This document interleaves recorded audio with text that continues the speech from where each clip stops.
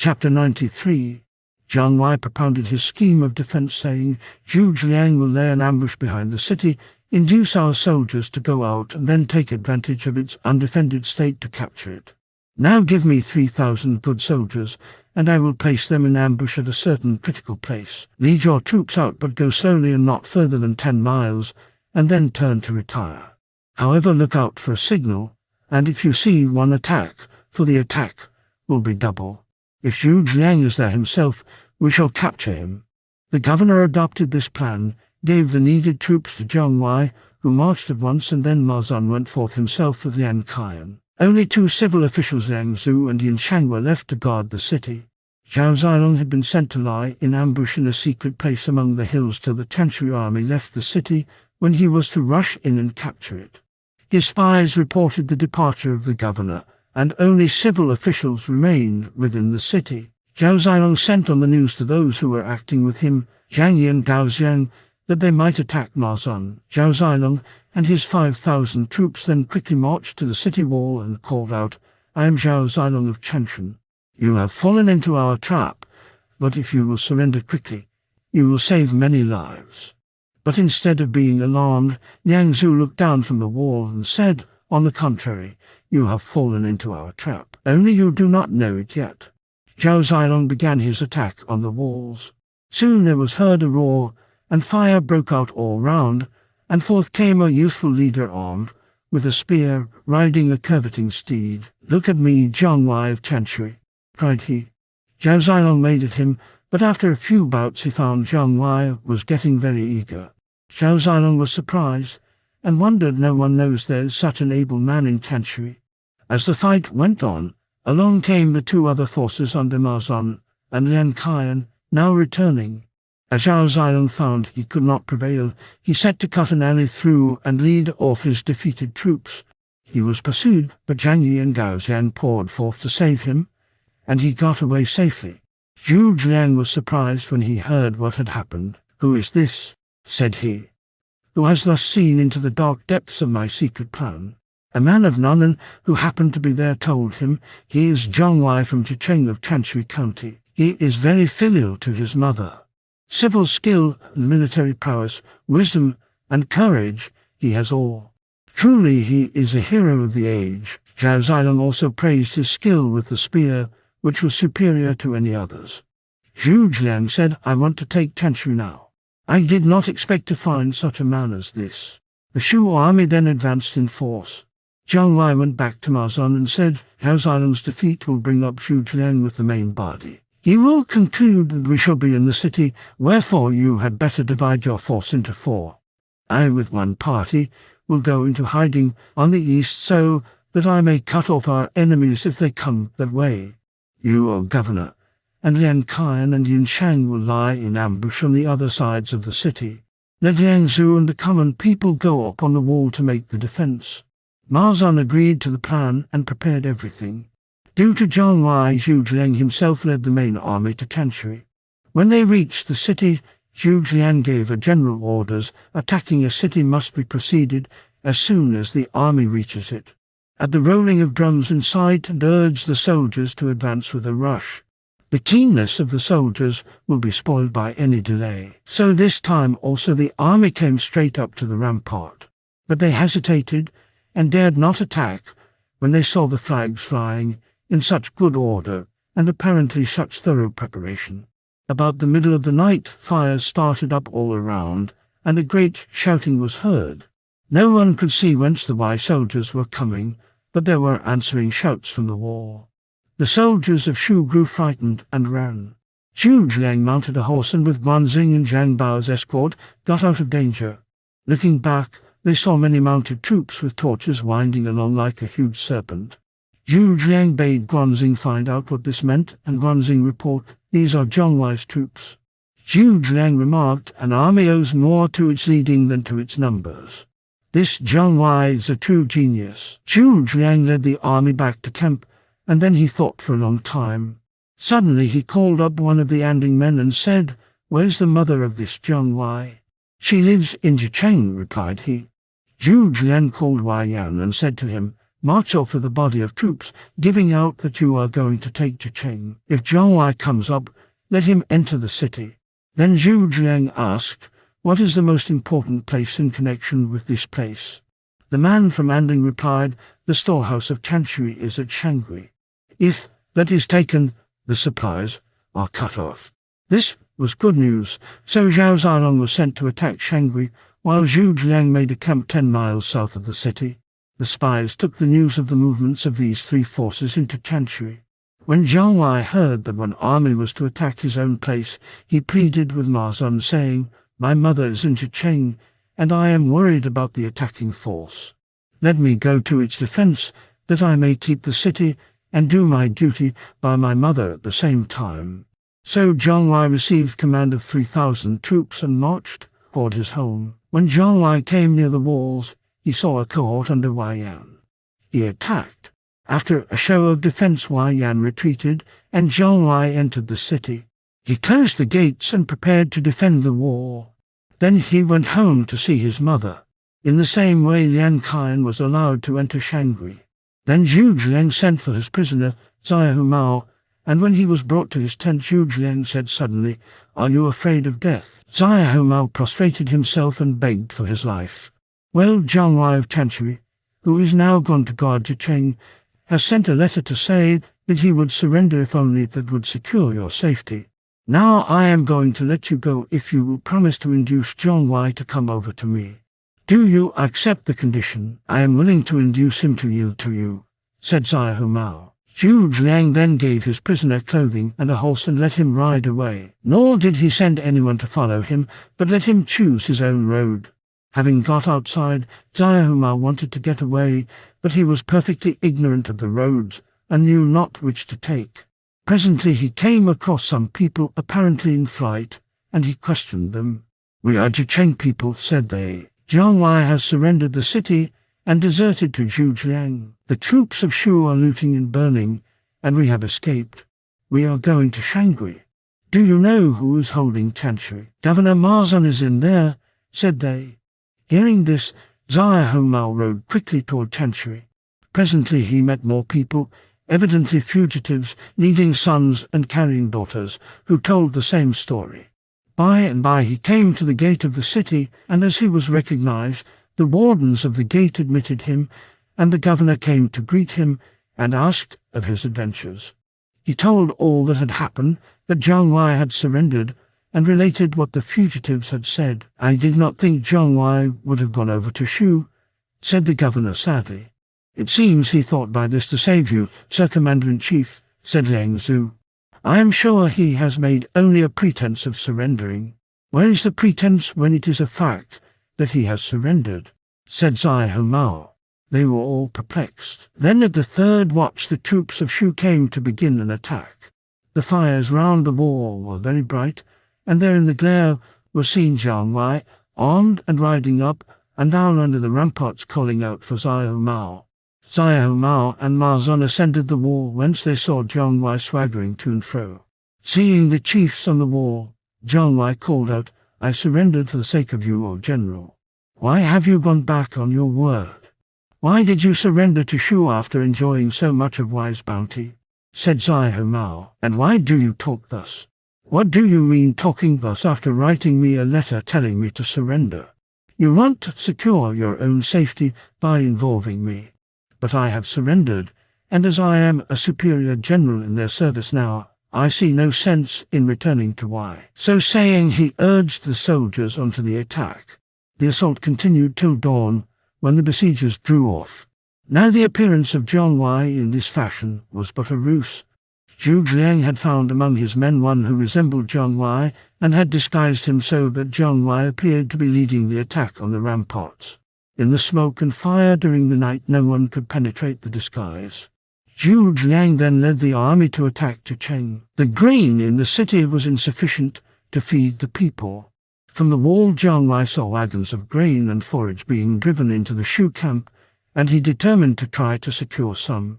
So he led 3,000 troops out of the city to attack the train of wagons. As soon as he appeared, the convoy abandoned the carts and fled. Zhang Wai seized them, and was taking them into the city, When he was met by a cohort under the command of Zhang Yi, they plunged into battle. After a short time, Wang Ping came to reinforce Zhang Yi so that Zhang Wai was attacked on two sides. All Zhang Wai's efforts were vain, and he had to abandon the spoil and try to re-enter the city. But as he drew near, he saw the walls were decorated with Shu and signs for Wai Yan had captured the place and was in possession. By desperate fighting, Zhang Wai got clear and set off for Chanshui. But he only had a few score horsemen left. Presently the small force fell in with Zhang Bao, and at the end of this engagement Zhang Wai found himself alone, a single horseman. He reached Chanshui and hailed the gate. The watchers above the gate knew him and went to tell the governor. "This fellow has came to beguile me into opening the gate," said Ma Zun. So Ma Zun ordered the defenders to shoot at the fugitive. Zhang Wai turned back, but there were the army of Shu close at hand. He set off as fast as he could for Shangri. But when he got there, Lian Qian hurled a volley of abuse at him. "You traitor," cried Lian Qian. "Dare you come to try to cajole me out of my city? I know you have surrendered to Shu." Lian Qian's soldiers also began to shoot at the hapless fugitive. Zhang Wai was helpless. He could not explain the real truth to those who doubted him. Lifting his eyes to heaven, while tears rolled down his cheeks, he whipped up his steed and rode off toward Chang'an. Before he had got very far, he came to a spot where were many heavy foliage trees. From among these appeared a company of soldiers, led by Guanzhong. Weary as were both horse and rider, there was no chance of successful resistance, and Zhang Wai turned back. But soon appeared a small chariot in which sat Zhu Jiang, dressed simply as usual, in a white robe and carrying his feather fan. "Friend Zhang Wai," said Zhu Jiang, "is it not time to yield?" Zhang Wai stopped and pondered. There was Zhu Jiang, and Guanzhong's troops were behind him. There was no way out, so he dismounted and bowed his head in submission. Zhu Jiang at once got out of the chariot and bade him welcome, taking him by the hand and saying, "Ever since I left my humble cottage, I have been seeking some worthy person to whom I might impart the knowledge that my life has been spent in acquiring. I have found no one till this moment, and now my desire is attained. You are the one." Zhang Wai bowed and thanked him, and they too returned to camp. Soon after their arrival, the new recruit and Zhu Jiang consulted how to capture Chanshui and Shangri. Zhang Wai had a scheme. "The two civil officers in charge of the city, Yin Shang and Liang Zhu, are excellent friends of mine," said he, "and I will write a letter to each, shoot it over the wall tied to an arrow, and ask them to help by raising a revolt within the city." They decided upon this, and 2 secret letters were duly written and sent flying over the ramparts, where they were found and taken to the governor. Ma Zun was doubtful what action to take and consulted with Xiahou Mao, asking him to decide. Said Ma Zun, "Yin Shang and Liang Zhu are in league with Zhang Wai, and they plot to aid the enemy from within. What should be done? Put both the men to death," Xiahou Mao replied. But Yin Shang heard what was toward and said to Liang Zhu, "The best course for us is to yield the city to Shu and trust to them to treat us well as our recompense." That evening Xiahou Mao sent many times to summon the 2 officers to him, but they thought it too great a risk to answer the call. Instead they armed themselves and rode at the head of their own soldiers to the gates, opened them, and let in the troops of Shu. Ma Zun and Xiahou Mao fled by the west gate with 100 faithful followers, and sought refuge with the 10 tribespeople. Liang Zhu and Yin Shang welcomed Zhu Jiang, who entered the city, restored order, and calmed the people. This done, Zhu Jiang asked how he might capture Shangri. Liang Zhu said, "My brother Lian Qian holds that city, and I will call upon him to yield it." Thereupon Liang Zhu rode over to Shangri and called out his brother to submit. Zhu Jiang rewarded the 2 brothers and then made Liang Zhu governor of Chanshui, Yin Shang magistrate of Zhicheng, and Lian Qian magistrate of Shangri. Next the army prepared to advance. His officers asked, "O Prime Minister, why do you not pursue and capture Xiahou Mao?" Zhu Jiang replied, "I let him go as I would release a duck. In my friend Zhang Wai I recognized a phoenix." Such awe and fear seized upon the country round when these exploits of Zhu Jiang were heard that many other cities simply opened their gates without making any resistance. Zhu Jiang brought all soldiers from Hanzhong horse and foot and marched on to Kishan. When the Shu army reached the west bank of River Wai, the scouts reported their movements in Luoying, and at a court held in the first year of the era of Kong peace AD 227. The ministers told the ruler of Wei of the threatened invasion. They said Xiao Mao, the imperial son-in-law, has lost the 3 counties and fled to the Kangs. The enemy has reached Kishan, and their advanced columns are on the west bank of River Wei. I pray that an army be sent to repulse them. The Emperor Cao Rui was alarmed and asked, "Who shall go out and drive off the enemy for me?" Minister Wang Lang stepped forward and said, "I observed that whenever General Cao Zhen was sent by the late emperor on any expedition, he succeeded. Why not send him to drive off these soldiers of Shu?" Cao Rui approved of the suggestion. Whereupon he called up Cao Zhen and said to him, "The late emperor confided me to your guardianship. You cannot sit by while the enemy ravages the country." Cao Zhen replied, "Your Majesty, my talents are but poor and unequal to the task you propose. You are a trusted minister of state, and you may not really refuse this task. Old and worn as I am, I will use the little strength left me to accompany you," said Wang Lang. "After the bounties I have received, I cannot refuse," replied Cao Zhen. "But I must ask for an assistant. You have only to name him, O noble one," said the emperor. So Cao Zhen named Zhu Huai, a man of Yonk whose official rank was Lord of Shiting. He was also imperial protector of Yangzhou. Thereupon Cao Zhen was appointed commander-in-chief, and the ensigns of rank were conferred upon him. Zhu Huai was appointed his second, and Wang Lang was created instructor of the army. Wang Lang was then already old, 76. The army of Cao Zhen consisted of 200,000 troops, the best from both capitals. His brother Cao Zan was made leader of the van with an assistant, Zhu Zan, general who opposes brigands. The army moved out in the 11th month of that year, and the ruler of Wei went with it to the outside of the west gate.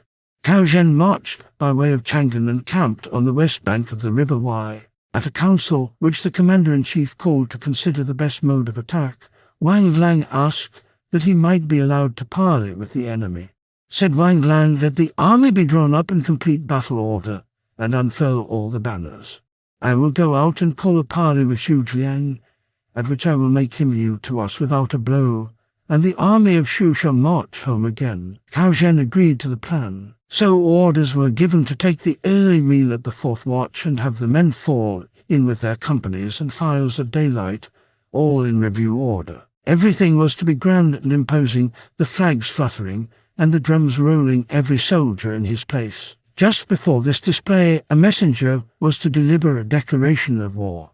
Next day, when the armies were drawn up facing each other in front of the Kishan Mountains, the soldiers of Shu saw that their enemies were fine, bold warriors, very different from those that Xiao Mao had brought against them.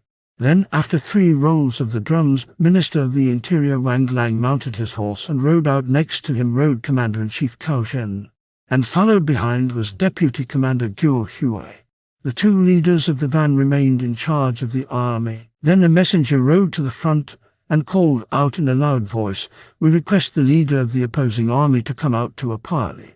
At this, within the Shu army, an opening was made at the main standard, through which came out Guanzhong and Zhang Bao, who took up their stations right and left.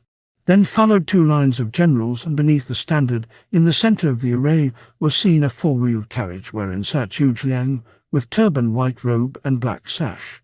A leather fan was in his hand. He advanced with the utmost dignity. Looking up, he saw 3 commander umbrellas and flags bearing large white characters. In the middle was an aged, white-haired figure, Minister Wang Lang. "He intends to deliver an oration," thought Zhu Jiang. "I must answer as best I may." His carriage was then pushed to the front beyond the line of battle, and he directed one of his officers to reply, saying, "The Prime Minister of the Hans is willing to speak with Minister Wang Lang." Wang Lang advanced. Zhu Jiang saluted him from the carriage with raised hands, and Wang Lang replied from horseback with an inclination. Then Wang Lang began his oration. "I am happy to meet you, noble sir. Your reputation has been long known to me. Since you recognize the decrees of heaven and are acquainted with the conditions of the world, why do you, without any excuse, lead out such an army?" Zhu Jiang replied, "How mean you no excuse? I hold an edict to destroy rebels. Wang Lang replied, "Heaven has its mutations, and change its instruments from time to time. The supreme dignity comes at last to the person of virtue. This is the inevitable and immutable law." In the days of Emperors Huan and Ling arose the Yellow Scarves Rebellion, and the whole earth was involved in wrangling and warfare. Later, in the eras of inauguration of tranquility and rebuilt tranquility, Danzhou arose in revolt, a revolt which Li Ju and Guoxi continued after Danzhou had been destroyed. Next, Yuan Shu usurped the imperial style, and his brother Yuan Shao played the man of might and valor in the land of Yezhen. Liu Biao occupied Jingzhou, and Liu Bu seized and held Zhezhou. Thus rebels have arisen in the land like swarm of wasps, and bold spirits have followed their own will to the danger of the supreme dignity and the peril of the people. Then the founder of Wei, Emperor Cao, swept away rebellion in 8 directions, purged the land, and restored order. All hearts turned to him in gratitude, and the people of the 4 quarters admired his virtue. He gained his position by no manifestation of force, it was simply the will of heaven. His son and successor, Emperor Pai, was wise and warlike, adequate to the great heritage, and fitted to wield supreme power. Wherefore, in accordance with the will of heaven and the desires of humans, and following the example of the earliest emperors, he took his place as arbiter of the central government, whereby the myriad countries are ordered and governed. Can any maintain that it was not the desire of heaven and the wish of the people? Noble sir, you are a man of natural talent and acquired attainments worthy, you say yourself, to be compared with Guanzhong and Yu Yi. Why then place yourself in opposition to the decree of heaven and turn away from the desire of humankind to do this thing? You cannot be ignorant of the wise old saying, "He who accords with the heaven shall flourish, while he who opposes shall be destroyed." Now the armies of Wei are countless legions, and their able leaders are beyond number. Can the glowworm in the parched stubble rival the glorious moon in the sky? If you will turn down your weapons and throw aside your armors and dutifully yield, you shall not lose your rank. The state will have tranquility, and the people rejoice. Is not that a desirable consummation? Zhu Jiang laughed. Said he, "I regarded you as an old and tried servant of the Han dynasty, and thought you would hold some noble discourse. Could I imagine you would talk so foully? I have a word to say that all the armies may hear. In the days of Emperors Huan and Ling, the rule of Han declined, the officers of state were the authors of evil, the government fell into confusion, and misfortune settled on the country. Trouble was rife in every quarter. The Yellow Scaves, Danzhou, Li Ju, and Guoxi, and other rebels arose one after another, deposing the emperor and afflicting the people. Because the household officers were corrupt and foolish, and the court officials were as brute beasts, living only that they might feed. Because high people, wolfishly cruel in their hearts, savagely mean in their conduct, were in office one after another, and slavish flatterers bending slavish knees confounded the administration. Therefore the throne became as a waste heap, and the people were trodden into the mire. I know all about you. You came from the eastern seashore. You got into office with a recommendation of filial piety and integrity. You properly aided your sovereign and supported the state, cared for the tranquility of Han, and magnified the Lias. But could one have imagined that you would turn and assist rebels and enter into a plot to usurp the throne? Indeed, your crime is great and your guilt heavy. Heaven and earth will not suffer you. The inhabitants of this land would devour you. But happily the design of heaven is to retain the glorious dynasty. The late Emperor Bei continued the line in the riverlands, and I have been entrusted by the present emperor with the task of destroying your rebels. Since you are such a false and specious minister, you have but to hide your body and cover your head. Concern yourself about your belly and your back. Do not come out before the armies to rave about the decrees of heaven. You fool and rebel. Mark you, today is your last day. This day even you descend to the 9 golden springs. How will you stand before the 24 emperors of latter Han that you will meet there? Retire, you rebel. Go tell your rebellious companions to come and fight one battle with me that shall decide the victory. Fierce wrath filled the old man's breast. With one despairing cry, Wang Lang fell to the earth dead. This exploit of Zhu Jiang's has been lauded in verse. In West Qin, when the armies met in the field, he, the bold one, singly faced a myriad warriors, and with a simple weapon, just his tongue, he did to death a wicked minister. After Wang Lang had fallen, Zhu Jiang waved the fan toward Cao Zhen and said, "As for you, I leave you alone for this occasion. Go and get your army in order for tomorrow's battle." The chariot turned and left the ground. Both armies retired for the day. To Cao Zhen fell the melancholy duty of rendering the last services to the aged minister and setting his coffin on its journey to Chang'an. Then said General Guo Huai, "Zhu Jiang will certainly think the army occupied with mourning and make a night attack. Let us anticipate him and set out an ambush about our camp. Let 2 bodies of our troops be hidden outside, and 2 others take the occasion to raid the camp of the enemy." "I thought of such a scheme myself," said Cao Zhen. "It exactly suits my plans." So Cao Zhen gave order to Cao Zun and Zhu Zan, "You are to take 10,000 troops each, get away by the rear of the mountain, and look out for the passing of the soldiers of Shu. When they have gone by, you are to make for their camp.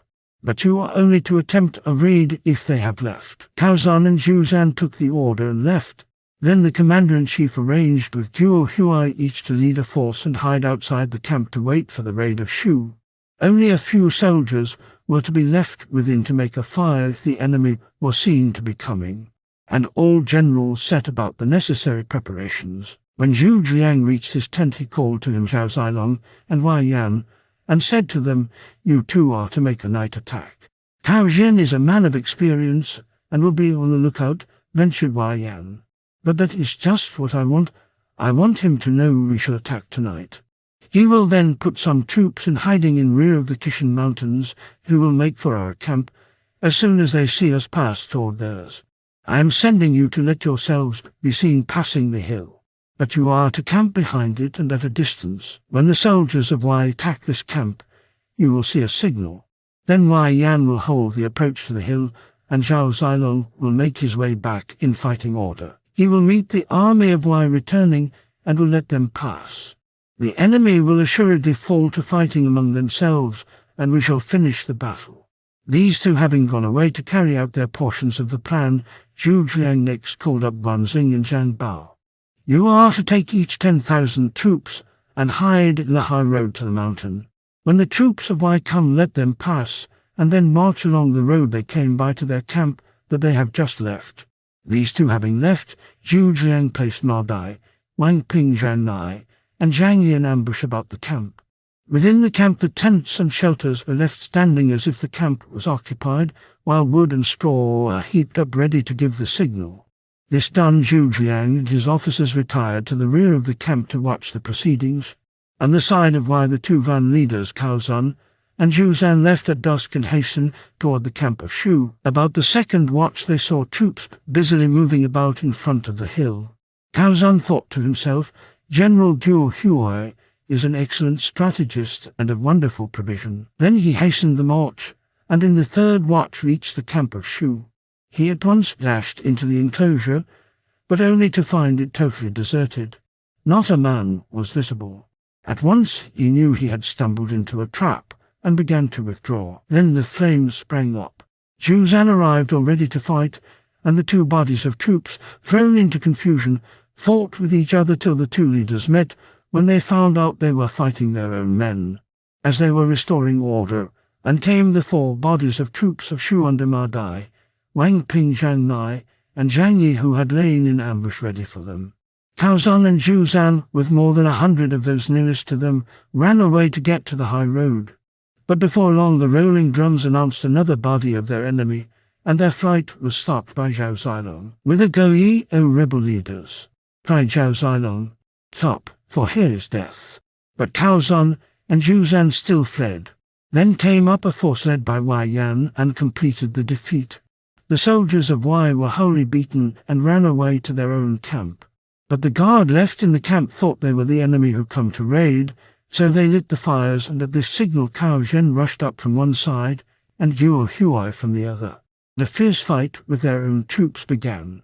While this was going on, 3 cohorts under Wai Yan, Guanzhong, and Zhang Bao arrived from 3 points, and a great and confused battle began. The soldiers of Wei were driven off and chased for 3 miles. In the fight, Wei lost many leaders, and Zhu Jian gained a great success. Cao Zhen and Guo Huai got together their beaten troops and went back to their own camp. When they discussed the fight, Cao Zhen said, "The enemy are too strong for us. Have you any plan to drive them away?" Replied Guo Huai, "Our defeat is one of the ordinary events of war. Let us not be cast down. I have a plan to suggest that will disorder them so that one body cannot help the other, and they will all be compelled to flee. Why leaders fail and sadly send, to pray tribespeople help to lend. The plan will be unfolded in the next chapter."